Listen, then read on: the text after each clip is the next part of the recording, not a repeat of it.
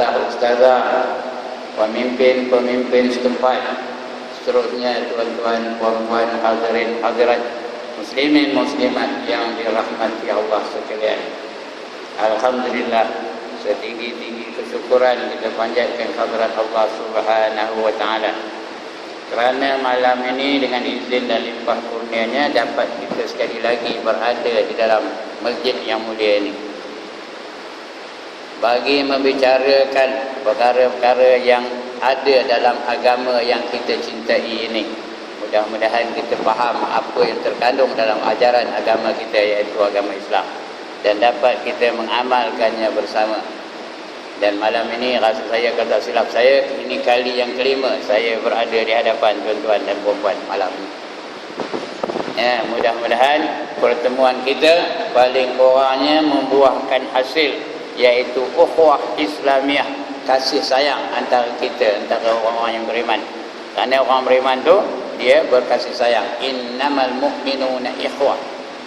Sungguhnya orang beriman itu berkasih sayang antara satu dengan lain. Dapat kita berkenal-kenalan, dapat kita bersilaturahim antara saya dan juga rombongan saya dari kampung dengan tuan-tuan yang berada di Sungai Siput ini.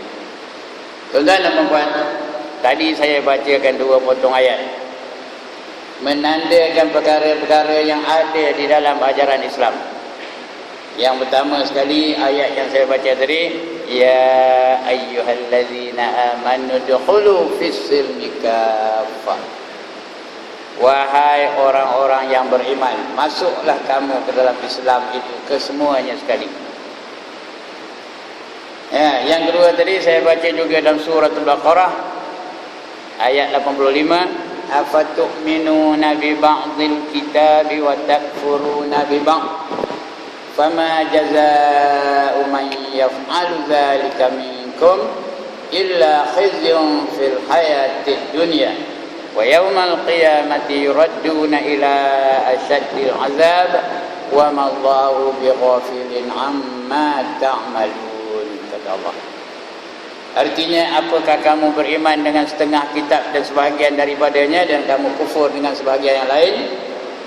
Tiada balasan bagi mereka-mereka yang berbuat demikian melainkan hina dalam kehidupan di dunia, dan apabila hari kiamat nanti mereka akan dikembalikan kepada azab yang amat pedih. Ini janji Allah. Oleh perintah disuruh kita amalkan Islam kesemuanya sekali. Whatever you do, semasa kita dalam dunia ni mesti ikut cara Islam. Apa saja, sembahyang ikut cara Islam, makan minum ikut cara Islam, mencari rezeki ikut cara Islam, nikah kahwin ikut cara Islam, bermasyarakat ikut cara Islam, berpakaian ikut cara Islam, kenduri kenara ikut cara Islam. Apa saja, whatever you do, mesti ikut cara Islam. Dan sebab itu juga tuan-tuan dan puan-puan, Allah sudah lengkapkan Islam itu. Kalau tidak, takkan Allah suruh kita ikut cara Islam. Jadi tentulah dah lengkap. Apa yang tak ada dalam Islam semua ada. Everything is there in Islam. Nothing is left out. Apa saja, sebut je apa bendanya, semua ada dalam Islam. Kerana Allah dah istihar, al-yawma akmaltu lakum dinakum wa atmamtu alaikum ni'mati wa raditu lakumul islam dina, kata Allah. Pada hari ini aku telah sempurnakan agama kamu bagi kamu, dan aku telah cukupkan nikmat aku untuk kamu, dan redalah aku Islam itu sebagai amalan atau anutan bagi kamu. Jadi tuan-tuan dan puan-puan, Islam ini sudah lengkap. Apa pun semua ada dalam Islam. Kalau tidak, Tuhan tak suruh kita mengamalkan Islam itu dalam hidup kita. Dah lengkap baru disuruh. Ya, daripada sekecil-kecil perbuatan sampai kepada sebesar-besar perkara ada terkandung dalam ajaran Islam. Ya. Daripada sekecil-kecil perbuatan, apa perbuatan yang paling kecil? Menguap. Rasa saya tak ada perbuatan yang lebih kecil dari menguap. Ada tak Islam mengajar kita macam mana nak menguap? Ada ke tak ada? Ha. Kecil benar tu. Lagi apa yang kecil-kecil lagi? Ada tak Islam mengajar kita macam mana nak buang kuku? Ada ke tak ada? Ada. Ada tak betul? Yang betul apa? Ada. Ada tak Islam mengajar kita macam mana nak bersin? Ada tak? Ada. Ada tak Islam mengajar kita macam mana nak Tahu ke kat sini?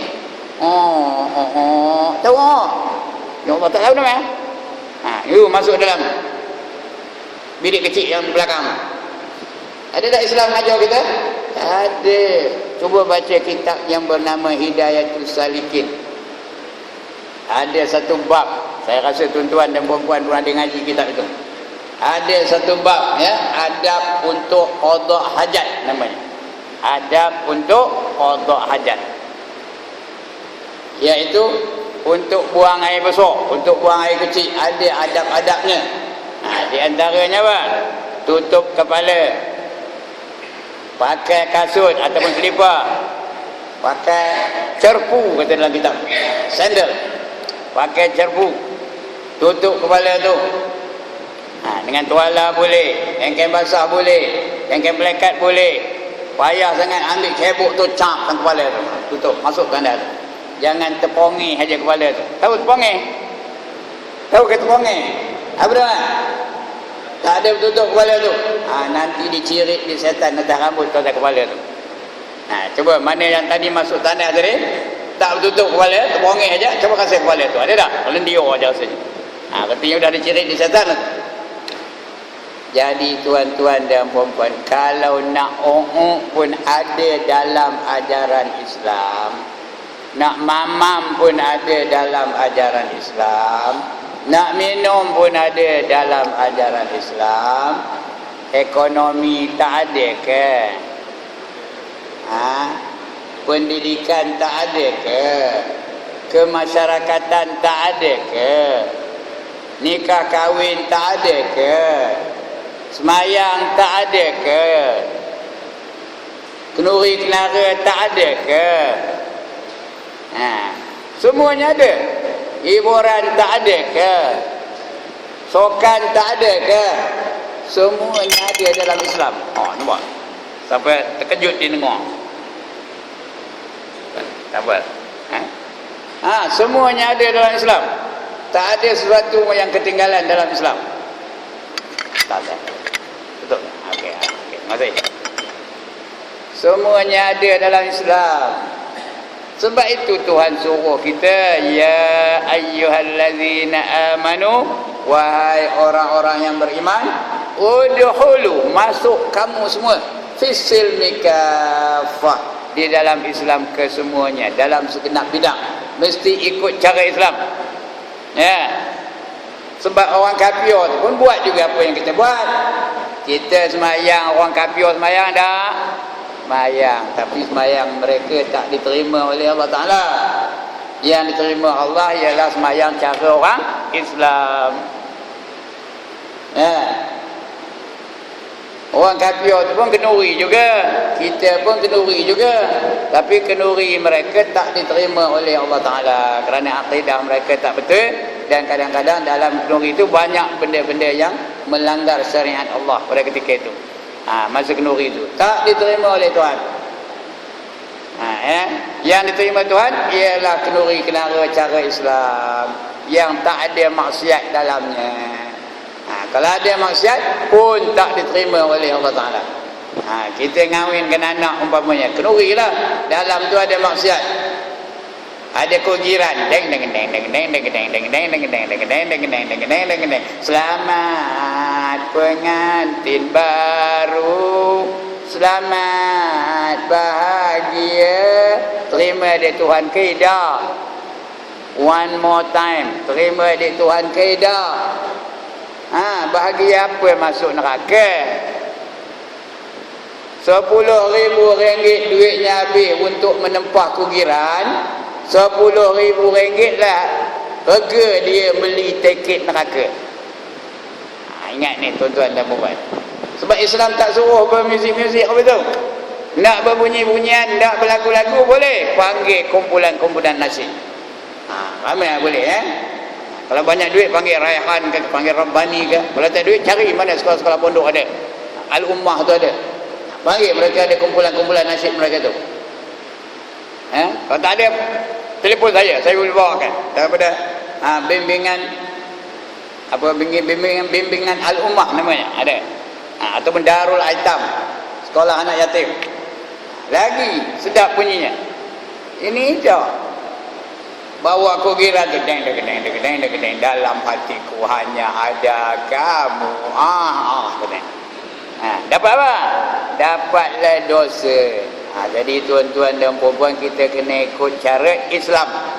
In whatever thing we do, mesti ikut cara Islam. Kalau tidak, Tuhan reject. Apa kata Allah dalam surah Ali Imran ayat 85? Apa kata Allah? Wa man yabtaghi ghairal islami dina falan yuqbala min wa huwa fil akhirati minal khasirin. Kata Allah, barang siapa mencari satu cara hidup lain daripada Islam, maka sekali-kali tidak diterima oleh Allah darinya. Allah gunakan kalimah lan tu artinya lil abad, forever and ever and ever and ever, tak diterima oleh Allah Ta'ala. Dan orang itu di akhirat nanti tergolong ke dalam golongan orang-orang yang rugi. Orang menyaga nak untung ke nak rugi? Sekali lagi, orang menyaga nak untung ke nak rugi? Nak untung. Kalau untung artinya dia masuk ke mana? Masuk ke syurga ke masuk ke neraka? Nak syurga ke nak neraka? Siapa yang nak neraka? Angkat tangan. Jadi kalau tak nak, kena ikut cara Islam. Islam itu dah meliputi segala bidang kehidupan. Tak ada sesuatu pun yang tertinggal dalam Islam. Nothing is left out in Islam. Everything is there. Kena ikut cara Islam. Sama ada kamu suka ke tak suka ke, sama ada kamu gemar ke tak gemar ke, sama ada kamu beriman ke tak beriman ke, kena ikut cara Islam. Sebab Islam itu sudah lengkap. Allah dah istihar dalam ayat yang saya baca tadi. Al-yauma akmaltu lakum dinakum. Pada hari ini aku telah sempurnakan agama kamu bagi kamu. Dah sempurna dah. Tahu apa kata sempurna? Lengkap. Cakap orang putihnya apa? Sempurna tu cakap orang putihnya apa? Tak tahu orang dia orang putih ke dalam sini? Apa nama cakap orang putihnya? Pandai Tuan Haji pandai. Perfect. Islam is already perfect. When something is perfect, why do you still want to go for something else which are not necessarily perfect? Faham tidak lah mana buatnya. Islam itu sudah sempurna. Kalau dah kita tahu Islam itu sempurna, mengapa kita cari cara yang lain yang tidak semestinya sempurna?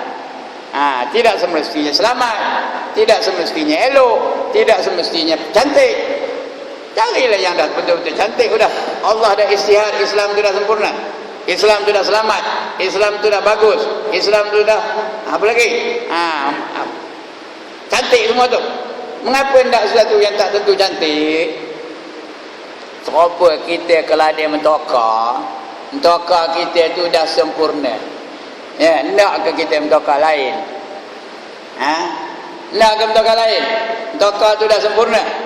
Yang pertama murah, yang kedua ekonomik, yang ketiga laju, yang keempat cantik, yang kelima tahan. Kalau ada dalam toka kita orang itu, kalau ada, ini teori aja ni, bukan itu ada ya.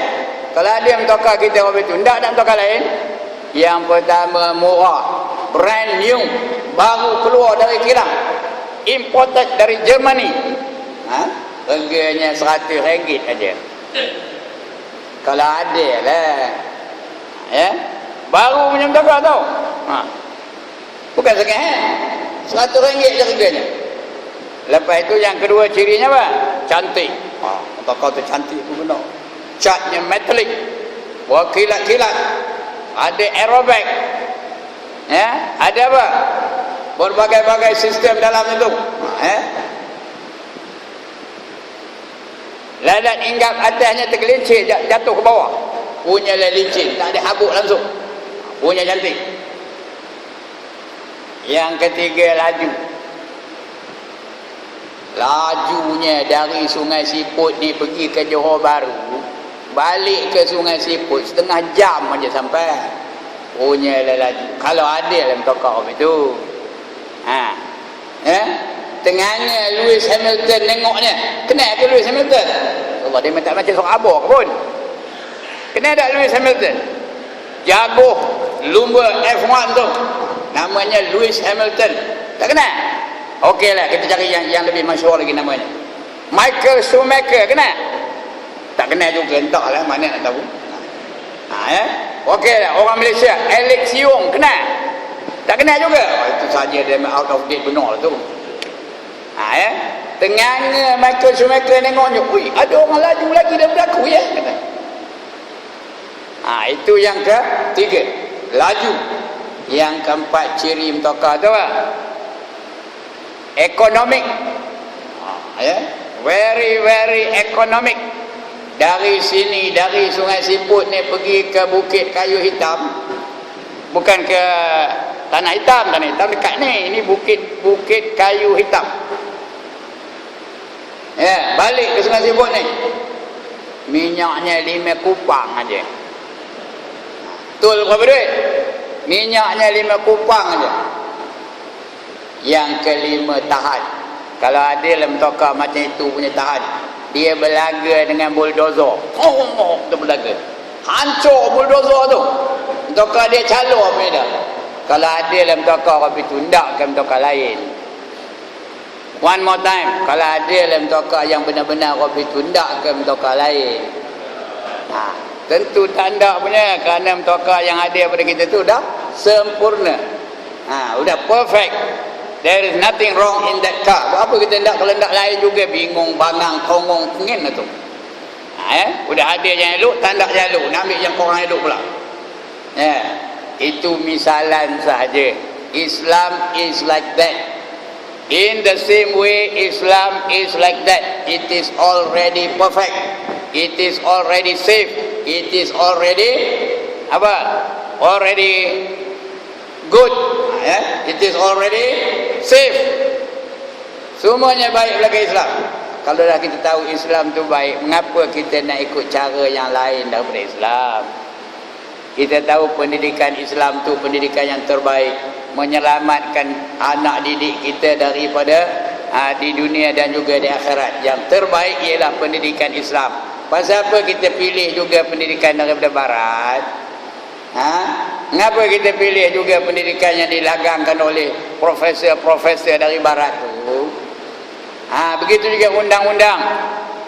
Udah tahu dari Allah itu yang terbaik. Everything is the best from Allah.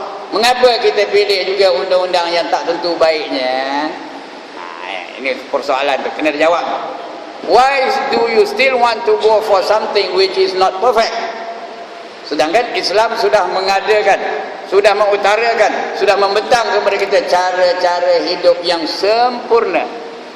Pasal apa kita nak yang lain yang belum sempurna? Contoh lagi satu. Saya nak tanya puan-puan yang belakang tu. Kalaulah suami puan-puan ni perfect, sempurna, ndak ada suami lain.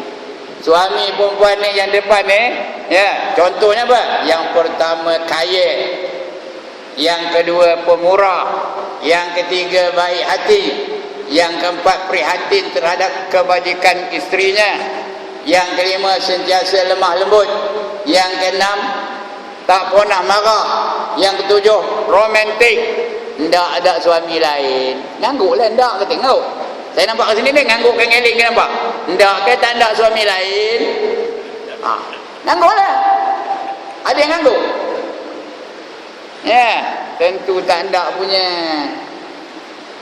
Pasal suami dia yang ada tu sudah sempurna, sudah perfect. Okey, kita tanya orang depan ni pula. Tuan-tuan, kalaulah isteri tuan-tuan ni perfect, yang pertama muda, yang kedua pandai memasak, yang ketiga seksi, yang keempat beramah, yang kelima sentiasa bergurau, yang keenam menjaga kepentingan suami, yang ketujuh apa lagi? Pandai menghias diri. Ndak ada isteri lain. Ndak kata ndak isteri lain. Oh, yang itu ndak kata dia. Bila datang itu ndak kata dia. Yang sebenarnya tak ndak, inilah dia hebatnya Islam. Tapi pelik, mengapa orang tak sukakan Islam? Mengapa orang pilih cara hidup lain daripada cara hidup Islam? Sedangkan Islam tu sudah menjamin keselamatan orang yang hidup di dunia dan juga hidup di akhirat. Dijamin keselamatan dunia dan akhirat. Pasal apa? Orang tak juga mau amalkan Islam.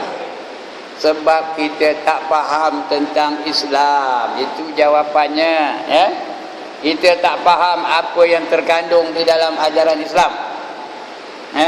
Termasuk saya juga tak faham. Kita ingat selama ini bila sebut Islam tu hanya mayang, puasa, zakat, haji, baca Quran, wirid, zikir, tahlil, tahmid, tasbih dan sebagainya. Kita rasa Islam tu tak ada kait-mengait dengan kehidupan harian kita. Kita amalkan Islam di sudut-sudut tertentu saja. Semayang ikut Islam, ekonomi ikut ekonomi kapitalis, puasa ikut Islam, tapi akhlak tak ikut akhlak Islam. Lagi apa lagi? Zakat ikut Islam, tapi masyarakat tak ikut masyarakat Islam. Lagi pergi haji, pergi umrah ikut Islam, tapi pakaian tak ikut cara Islam, perniagaan tak ikut cara Islam dan sebagainya. Itu yang berlaku pada hari ini kerana ketidakfahaman kita tentang Islam. Kita ingat Islam tu ritual semata-mata. Tahu apa ritual?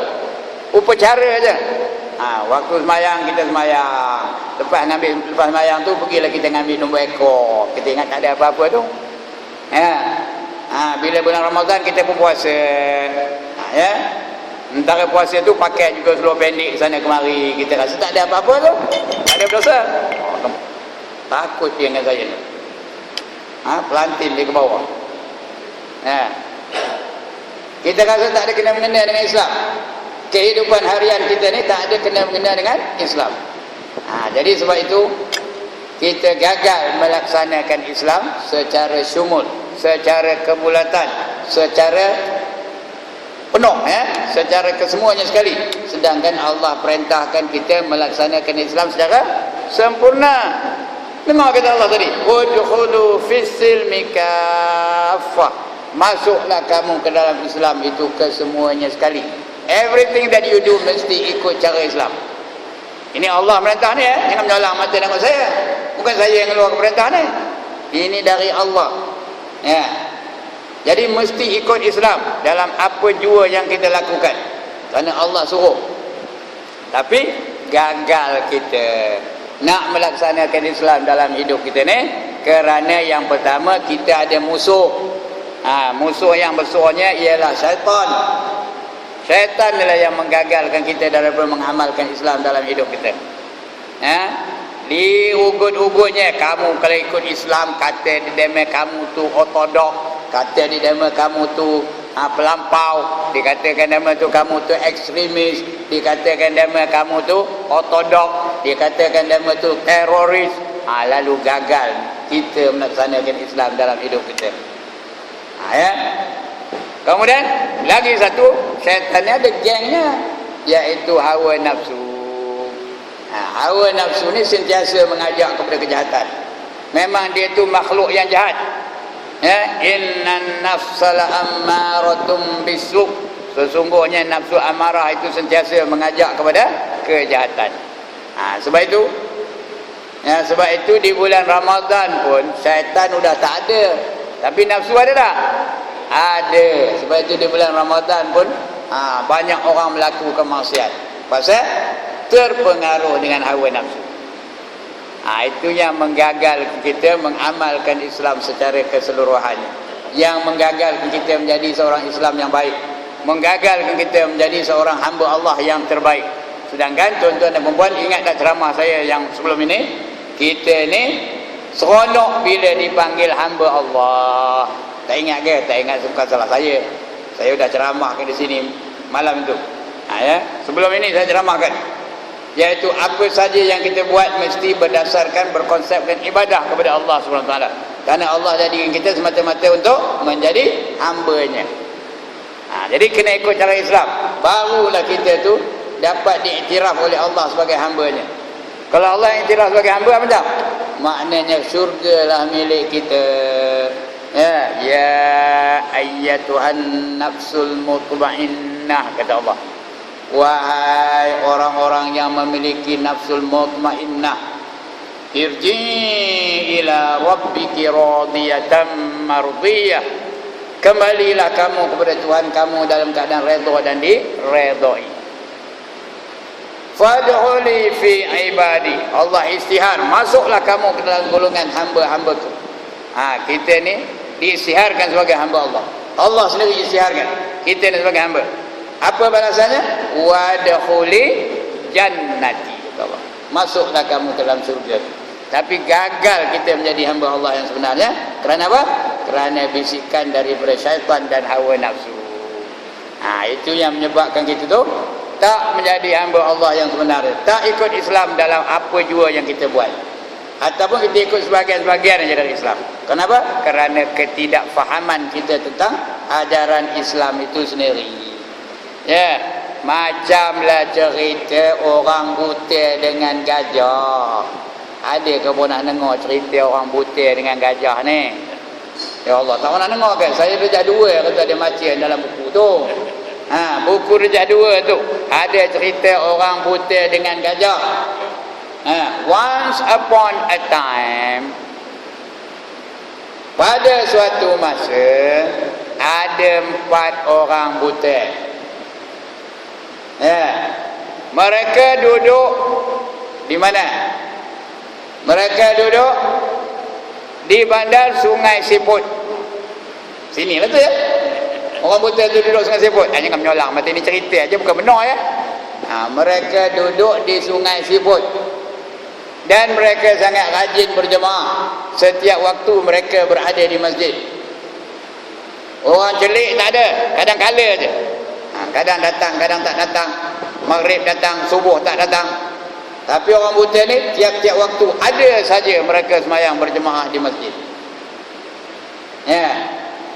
Lepas je maghrib, malam tu ustaz tak ada, siapa tak ada. Lepas maghrib mereka pun berkumpul lah di berenda-berenda, di pada tiang-tiang tu berkumpul lah 3-4 orang bersembang. Ikut kumpulan orang buta dengan orang buta, kerani dengan kerani, cikgu dengan cikgu, ustaz sesama ustaz, wanita sesama wanita. Jadi orang buta tu pun sembang lah. Kita ni malang je, mata kita ni buta, apa kita tak nampak. Orang celik tu beruntung benar, dia boleh nampak alam ni, boleh nampak matahari, boleh nampak bulan, boleh nampak bintang, boleh nampak bunga, boleh nampak apa pokok-pokok, boleh nampak buah-buahan. Kita buta ni gelap aja. Kata orang buta A, ada 4 orang ni, B pun jawab teman setuju dengan cakap mikir tu ni. Kita ni apa tak nampak, malang benar lah kita ni jadi buta. Kalau dapat kita nampak sikit pun jadilah, kata dia orang buta nombor 2. Kata orang buta nombor 3 tu, kita panggil dia C lah, A, B, C. Tadi A betul, B betul, C. Kata orang buta C pula tu, teman, I agree with you, kata pandai cakap putih betul. Kita ni apa tak nampak orang celik tu untung dia boleh nampak alam yang begitu indah. Kita ni gajah pun kita tak pernah tengok. Kata dia gajah tu hebat, kata dia gajah tu besar, kata dia gajah tu gagah. Tapi kita buta ni langsung tak dapat tengok gajah. Kata orang nombor 4 tadi, D pula, Betul kata kamu tu. Kita ni apa tak dapat tengok, malang betul kita ni. Ya, gajah pun tak dapat tengok. Kalau dapat tengok gajah kan bagus. Kalau tak dapat tengok pun tak ngapalah, dapat megang pun jadilah, kata orang putih nombor 4. Jadi mereka dah setuju kalau dapat nak tengok gajah. Tak dapat tengok gajah, dapat megang pun jadilah, kata. Ini bukan cerita betul ni tau. Ini cerita rekaan ni. Dengan takdir Allah Ta'ala, datanglah satu sarkas. Tahu ke sarkas? Ya Allah, dia tak pernah tengok sarkas ke? Circus dalam bahasa Inggerisnya. Daripada India, bawa di antaranya binatang-binatang, termasuklah gajah yang dibawa oleh sarkas itu. Nak main di padang sekolah kebangsaan Sungai Siput. Ada ke sekolah? Tahu, saya mana tahu sini. Ada ke? Ada padang tak? Padang sekolah. Kau mendengar lah. Padang sekolah menengah Sungai Siput. Nak main di situ. Sarkas. Termasuklah binatang yang dibawa mereka ialah gajah. Beberapa ekor gajah.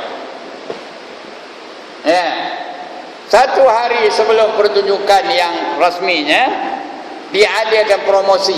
Orang kampung Sungai Siput ni boleh masuk dalam kawasan sarkas tu. Boleh bergelemak dengan binatang-binatang yang dibawa oleh mereka. Boleh bergelemak dengan gajah, boleh bergelemak dengan zirafah, boleh bergelemak dengan unta, boleh bergelemak dengan apa? Dengan kuda dan sebagainya. Dengan singa tak boleh lah. Kerana singa dalam kandang. Lemah tak boleh lah dalam kandang. Tapi yang burung-burung boleh. Dengan burung merak boleh. Boleh masuk dalam sarkas tu. Bila dengar itu orang putih pun bergesa-gesa lah dia. Nak memegang apa? Nak memegang gajah. Dia nak merasa nengok gajah. Nengok dah tak nampak. Tak nampak, pegang pun jadilah.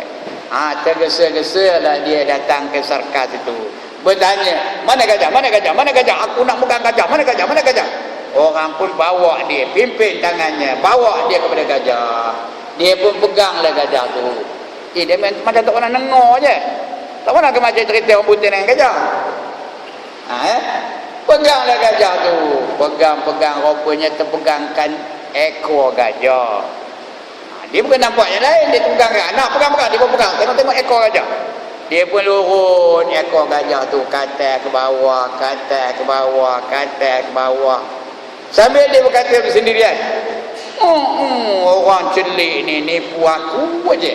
Katanya gajah tu besar, katanya gajah tu hebat, katanya gajah tu gagah. Gagah apa, besar apa, hebat apa, macam tali aja. Itu dah jadi akidah tu.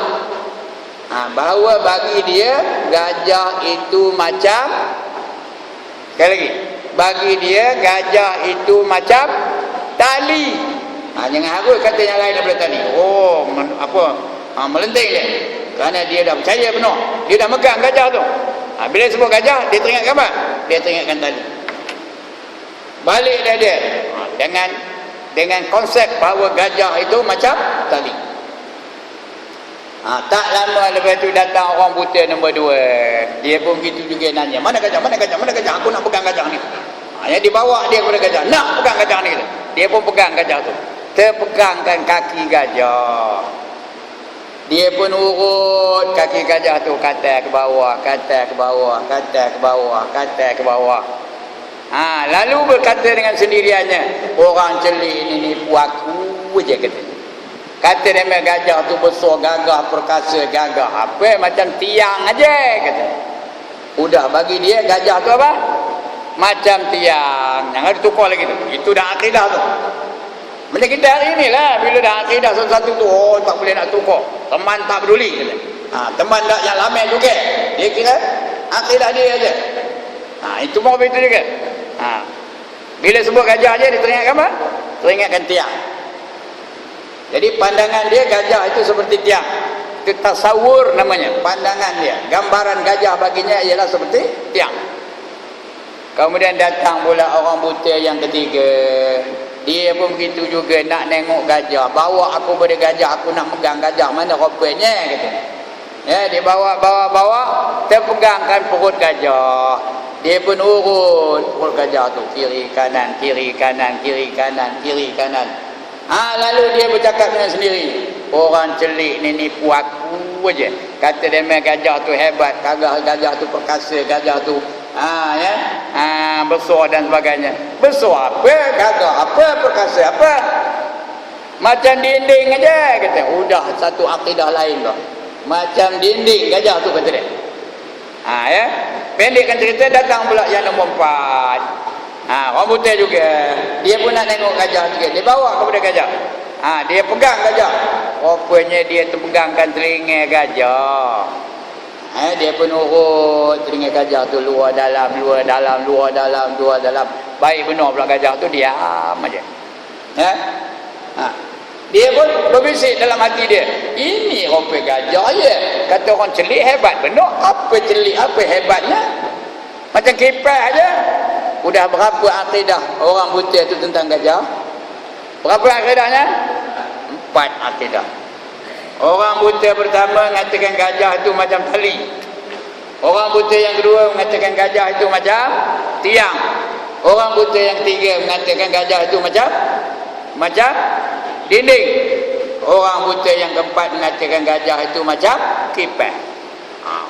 Maka mereka pun peganglah dengan akidah itu, dengan konsep gajah itu.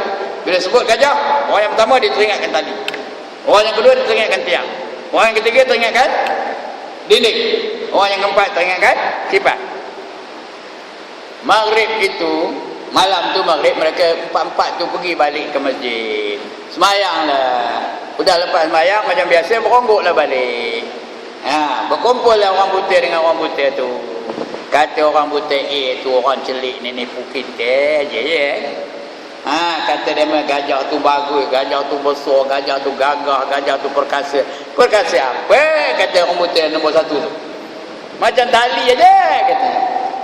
Kata orang putih nombor 2, kamu pun serupa 2 kali 5, 5 kali 2 dengan damai juga. Kamu nak nipu aku je. Kamu ingat aku tak tahu ke? Aku pergi gajah tu tahu. Aku pegang gajah tu. Tak bilanya gajah tu macam tali. Gajah tu sebenarnya macam, dah lupa kena cerita ni.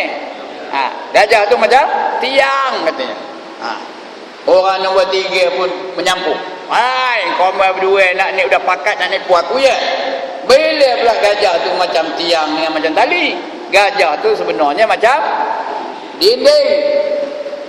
Kata orang nombor 4 ni, kau bertiga ni betul-betul tak guna, nak nipu aku je. Aku pun pergi tadi tahu. Bila pula gajah tu macam tali, gajah tu bukan macam tiang, gajah tu bukan macam dinding. Gajah tu yang sebenarnya macam kipas. Bukan, kata A. Tali, bukan, kata B. Tiang, bukan, kata C. Dinding, bukan, kata D. Apa? Kipas. Begitulah betul-betul kau. Tiang, dinding, tali, kipas, tali, tiang, dinding, kipas, tali, tiang, dinding, kipas. Sudahnya tongkat naik, lepuk-lepak, tongkat naik. Ada yang benda kepala, ada yang berdarah, ada yang bengkak, ada yang patah gigi. Masing-masing mempertahankan konsep gajah. Inilah yang berlaku hari ini, tuan-tuan. Ini metafor. Ini apa nama? Bandingan semata-mata. Yang berlaku hari ini itulah. Bergaduh orang Islam sesama Islam kerana masing-masing mempertahankan konsep yang dia faham. Ada orang mengatakan Islam tu ekonomi aja. Maka dia pun terlibat dengan ekonomi. Berniaga lah sana sini sampai tak semayang. Berniaga sana sini sampai terlibat dengan rasuah. Berniaga sana sini sampai terlibat dengan riba dan sebagainya. Dia rasa tak ada apa-apa. Dia rasa Islam itu adalah ekonomi. Kita mesti membangunkan ekonomi. Kalau kita tinggi ekonomi kita, kita akan menjadi umat yang baik, umat yang kuat, umat yang gagah. Dia hendak ekonomi aja. Dia tak kira semayang, dia tak kira puasa Ramadan, dia tak kira akhlak dan sebagainya. Ada orang mengatakan Islam itu hanya wirid zikir je. Dia pun duduk dalam masjid wirid je, la ilaha illallah, la ilaha illallah, la ilaha illallah. Ekonomi dia tak kira, pendidikan tak kira, dihantar anak sekolah orang kafir tak kira. Kita nak wirid zikir, la ilaha illallah, la ilaha illallah, la ilaha illallah. Dia tahu wirid zikir, takbir, tahlil, tahmid dan sebagainya. Itu aja. Dia rasa udah hebat benar tu. Dia pandai, dia rajin berzikir tu.